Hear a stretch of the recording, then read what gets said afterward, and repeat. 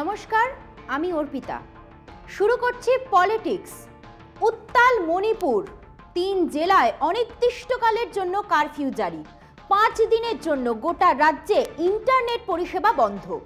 মঙ্গলবার বিক্ষোভকারী ছাত্রদের সঙ্গে পুলিশের খণ্ডযুদ্ধে বহু ছাত্র জখম হয়েছেন। পুড়েছে প্রধানমন্ত্রী নরেন্দ্র মোদী, কেন্দ্রীয় স্বরাষ্ট্রমন্ত্রী অমিত শাহ, মুখ্যমন্ত্রী বীরেন সিং এর কুশপুতুল। তাঁদের ইস্তফা চেয়ে স্লোগান ওঠে। সব মিলিয়ে পরিস্থিতি অগ্নিগর্ভ। নীরব কেন্দ্রীয় সরকার। প্রায় 1.5 বছর হতে চলল মণিপুর অশান্ত। সেখানে সরকার প্রশাসন বলে কিছু আছে কিনা তা নিয়েই প্রশ্ন উঠেছে। কেন্দ্রীয় সরকার কি চাইছে সেটাও পরিষ্কার নয়। গত প্রায় 1.5 বছরের মধ্যে প্রধানমন্ত্রী সেখানে যাওয়ার সময় পেলেন না। নাম কা ওয়াস্তে অমিত শাহ একবার গিয়েছিলেন। সংসদের ভেতরে এবং বাইরে বিরোধীরা বহুবার মণিপুর নিয়ে সরব হয়েছেন। কেন প্রধানমন্ত্রী আজ পর্যন্ত উপদ্রুত এই পাহাড়ি রাজ্যে গিয়ে বিবদমান 2 গোষ্ঠীর নেতৃত্বের সঙ্গে আলোচনায় বসলেন না? এই প্রশ্ন উঠেছে। কংগ্রেস নেতা রাহুল গান্ধী গিয়েছেন মণিপুরে। তৃণমূল কংগ্রেসও প্রতিনিধি দল পাঠিয়েছিল সেখানে, কিন্তু বিজেপির কোনো হেলদোল দেখা যাচ্ছে না। বারবার দাবি উঠেছে মুখ্যমন্ত্রীর পদত্যাগের, কিন্তু তাতেও কোনো আমল দিচ্ছে না বিজেপির কেন্দ্রীয় নেতৃত্ব। দেখে শুনে মনে হচ্ছে মণিপুর যেন ভারতের বাইরের কোনো রাজ্য। গত কয়েকদিন ধরে মণিপুরে নতুন করে অশান্তি শুরু হয়েছে। মঙ্গলবার ছাত্ররা রাজভবন অভিযানের ডাক দিয়েছিলেন। ছাত্রদের সঙ্গে ইম্ফলে প্রচুর সাধারণ মানুষ পথে নামে। সোমবার রাজভবনে এক প্রস্থ ঝামেলা হয়। রাজভবনে ভাঙচুর চলে। মঙ্গলবার জমায়েত ছিল আরো বড়। গোলমালের আশঙ্কায় পূর্ব ইম্ফল, পশ্চিম ইম্ফল এবং থাওবল জেলায় অনির্দিষ্টকালের জন্য কারফিউ জারি করা হয়। নামানো হয় র্যাব।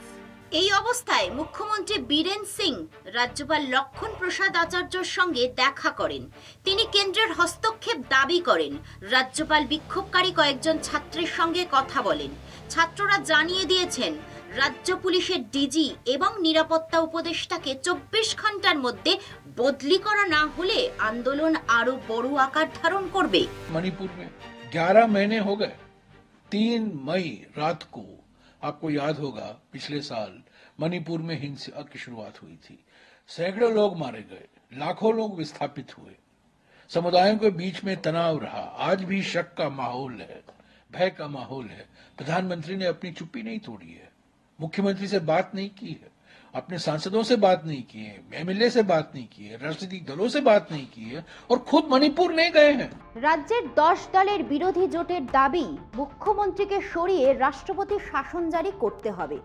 কংগ্রেস মুখপাত্র জয়রাম রমেশ বলেছেন, মণিপুরে আগুন লাগিয়েছেন প্রধানমন্ত্রী, আগুন নেভানোর দায়িত্ব তাকেই নিতে হবে। বিরোধীদের আরও প্রশ্ন, মণিপুর নিয়ে মোদি শাহের ঘুম কবে ভাঙবে?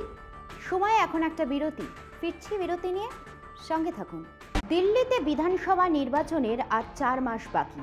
এদিকে এখনও জেলে বন্দী দিল্লির মুখ্যমন্ত্রী অরবিন্দ কেজরিওয়াল। বারবার জামিনের আবেদন করা সত্ত্বেও তা গ্রাহ্য হয়নি সুপ্রিম কোর্টে। এদিকে শাসন পরিচালনার জন্য কোনো কার্যকারী অথবা ভারপ্রাপ্ত মুখ্যমন্ত্রীও নেই। এমন অবস্থায় দিল্লির পরিষেবা ও পরিকাঠামো প্রায় ধ্বংসের মুখে। তাই অবিলম্বে রাজধানীতে রাষ্ট্রপতি শাসন জারি করা উচিত, এমনটাই দাবি বিজেপির দিল্লি শাখার। এই দাবি জানিয়ে বিজেপির তরফে চিঠিও গিয়েছে রাষ্ট্রপতির দপ্তরে।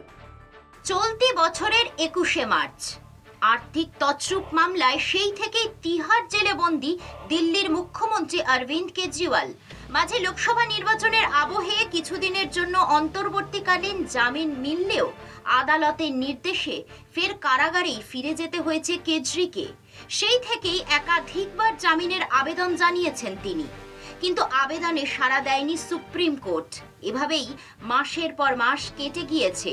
বিরোধীরা, বিশেষ করে বিজেপি, অনেকদিন ধরেই দাবি করে আসছে যে মুখ্যমন্ত্রীর অনুপস্থিতিতে রাজধানীতে সাংবিধানিক ব্যবস্থা ভেঙে পড়েছে।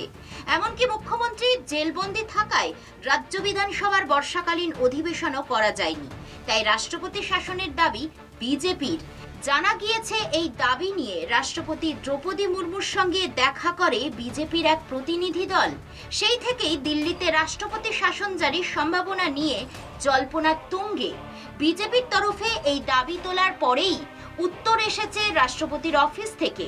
মঙ্গলবার বিজেপি বিধায়ক দলকে চিঠি দিয়ে জানানো হয়েছে তাঁদের দাবিপত্র ইতিমধ্যেই স্বরাষ্ট্র মন্ত্রকে পাঠিয়েছেন রাষ্ট্রপতি। বিজেপির দাবিপত্রে রাষ্ট্রপতির সুপারিশ আছে কিনা তা স্পষ্ট নয়, তবে তাতে স্পষ্ট উল্লেখ রয়েছে ফর প্রপার অ্যাটেনশন। তাহলে কেজরিওয়ালের অনুপস্থিতিতে দিল্লির ভবিষ্যৎ কোথায় গিয়ে দাঁড়াবে প্রশ্ন তুলছে সব মহল। সময় এখন আরও একটা বিরতির। ফিরছি বিরতি নিয়ে, সঙ্গে থাকুন। হাতে আর মাত্র 4 মাস, সামনেই দিল্লির বিধানসভা নির্বাচন। তাহলে কি বিধানসভা ভোটের আগেই দিল্লিতে রাষ্ট্রপতি শাসনের সুপারিশ করবে কেন্দ্রীয় সরকার? অরবিন্দ কেজরিওয়ালের গ্রেফতারির পর দিল্লিতে আপের আগুন নিভেছে বললেই চলে। এই সুযোগটাই কাজে লাগাচ্ছে বিজেপি। আম আদমি পার্টিকে সরিয়ে ক্ষমতা দখল করতে কি এটা বিজেপির চাল? উঠছে প্রশ্ন। বিজেপি দিল্লিতে জায়গা দখলের পরিকল্পনা করলেও রাজধানীতে এক চুলও জমি ছাড়তে নারাজ কেজরির দল। এই নিয়ে বিজেপিকে লাগাতার আক্রমণও শানিয়েছে আপ নেত্রী তথা দিল্লির মন্ত্রী অতীশীর দাবি, পেছনের দরজা দিয়ে ঘুরপথে দিল্লি দখলের পরিকল্পনা করছে বিজেপি। কারণ গত 12 বছরে বিজেপি বুঝে গিয়েছে ভোটে আপকে হারানো তাদের পক্ষে সম্ভব নয়। তার কথায় দিল্লিতে রাষ্ট্রপতি শাসন জারি হলে আসন্ন ভোটে বিজেপিকে একটাও ভোট দেবে না সাধারণ মানুষ। বিজেপির পাল্টা দাবি, দিল্লিতে সংবিধান লঙ্ঘিত হচ্ছে, তাই রাজধানীতে রাষ্ট্রপতি শাসনের প্রয়োজন। खुलेआम कहना चाहता हूं आप लोगों के माध्यम से, ये दिल्ली की बीजेपी और मोदी जी को तय करना है कि उनको 4 महीने के बाद दिल्ली विधानसभा का चुनाव हारना है या 4 महीने पहले दिल्ली विधानसभा का चुनाव हारना है। कल घोषित करो ना तारीख। मैं सिर्फ ये कहना चाहता हूं, अगर वो चाहते हैं दिल्ली में राष्ट्रपति शासन लागू हो तो उनको इसका मतलब 4 महीने पहले हारने की मंशा है, तो 4 महीने पहले हार जाएं या 4 महीने बाद हार जाएं। और अगर भारतीय जनता पार्टी षड्यंत्र रचकर अरविंद केजरीवाल जी की सरकार गिराएंगे तो आने वाले चुनाव में दिल्ली की जनता भारतीय जनता पार्टी को मुंह तोड़ जवाब देगी। आज दिल्ली विधानसभा में 8 विधायक हैं उनके, अगर राष्ट्रपति शासन लगाया तो अगली बार भारतीय जनता पार्टी की 0 सीट आएंगी, ये मैं दावे के साथ कह सकती हूँ। ভোটের আগে দিল্লিবাসীর এখন একটাই প্রশ্ন, বিজেপির দাবির ভিত্তিতে সত্যি কি কোনো পদক্ষেপ করতে চলেছে কেন্দ্র? যদিও রাজনৈতিক মহলের একাংশের মতে মণিপুরের মতো জায়গায় এত অশান্তির মধ্যেও যখন রাষ্ট্রপতির শাসন জারি হয়নি, তখন দিল্লিতেও তা হওয়ার সম্ভাবনা খুব কম। বলা বাহুল্য, রাজধানীতে রাষ্ট্রপতি শাসন এখন সম্ভব নয়। বিশেষজ্ঞ মহলের একাংশের মতে রাষ্ট্রপতি শাসন জারি হলে আদতে কোনো লাভ হবে না, উল্টে বাড়তি সহানুভূতি পাবে আপ। তাই রাষ্ট্রপতি শাসন জারির সিদ্ধান্ত নিলে আদতে বোকামি করবে কেন্দ্র। ফিরে আসছি আরও একটা বিরতি নিয়ে, সঙ্গে থাকুন।